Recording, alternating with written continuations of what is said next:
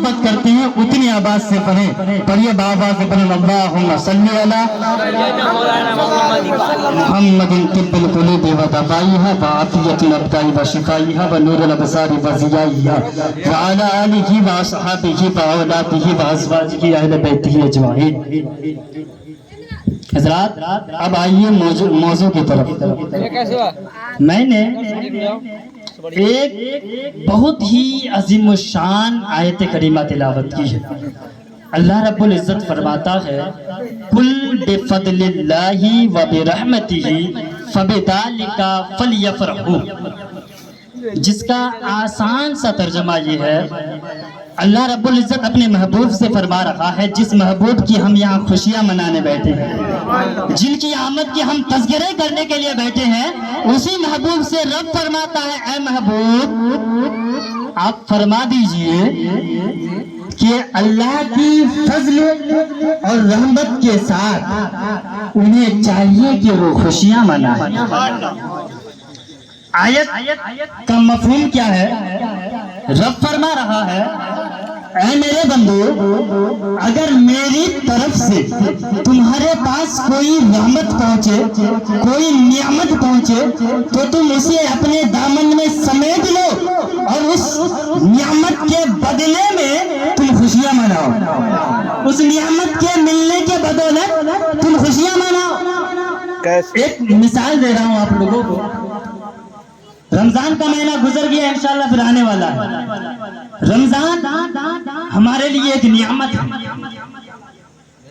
رمضان اسی میں رحمت بھی ہے، برکت بھی ہے، جہنم سے آزادی بھی ہے.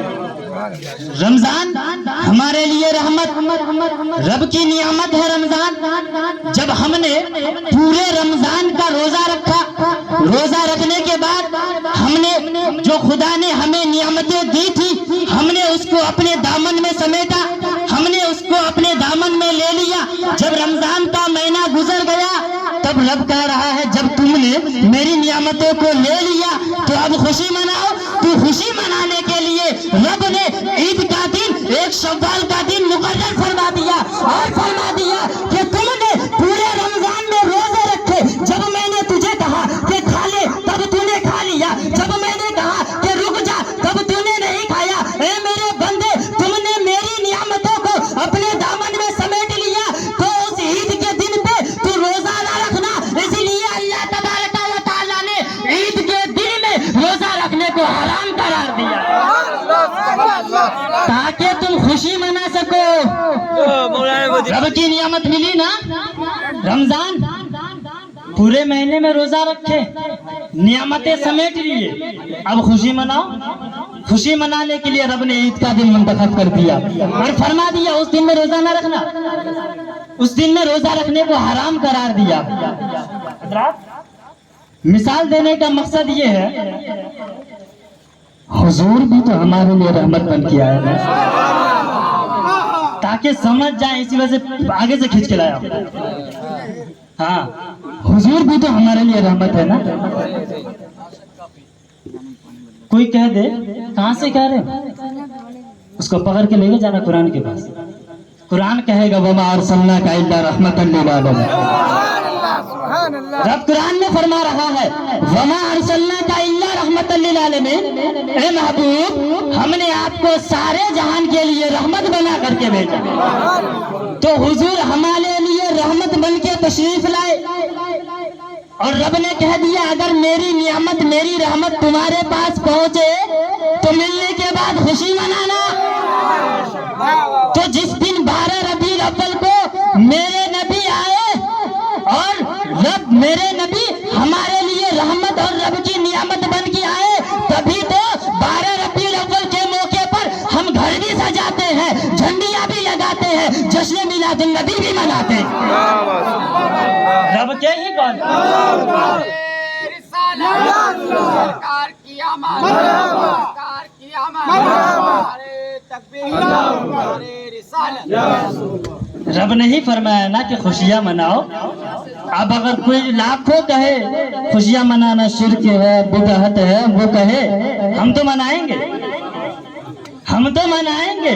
غلامان مصطفیٰ ہیں، ہم تو منائیں گے. اسی لیے تو شاعر کہتا ہے نا، آؤ پیارے ہنر آزمائے، آؤ پیارے ہنر آزمائے، تم تیر آزماؤ ہم جگر آزمائے، تم تیر آزماؤ ہم جگر آزمائے۔ حضرات یہ بات نہیں ہے کہ بس ہم ہی خوشیاں مناتے ہیں، اب تھوڑا اوپر لے کے چلتے ہیں آگے۔ حضرات ہم ہی جشن عید مناتے ہیں ایسا نہیں، گھر کو جو سجایا گیا ہے، لائٹنگ لگی ہے، شامیانہ لگا ہے، میلاد مصطفیٰ میں بیٹھے ہیں، بس ہم ہی تک یہ محدود نہیں ہے، ایسا نہیں ہے کہ خالی ہمیں کر رہے ہیں۔ اس میلاد کو رب العالمین نے بھی سجایا ہے، خالق کے کائنات بھی اس میلاد کو سجایا، آگے بیان کروں گا سب آ رہا۔ رب کائنات نے بھی اس میلاد کو سجایا ہے، لیکن رب کے سجانے کا جو ہے نا انداز وہ نرالا ہے۔ رب نے میں توجہ چاہوں گا آپ لوگوں سے، ایک مرتبہ کہتے یا رسول اللہ، زندہ دلی کا سوال، زندہ دلی کے ساتھ بولے یا رسول اللہ، یا رسول اللہ۔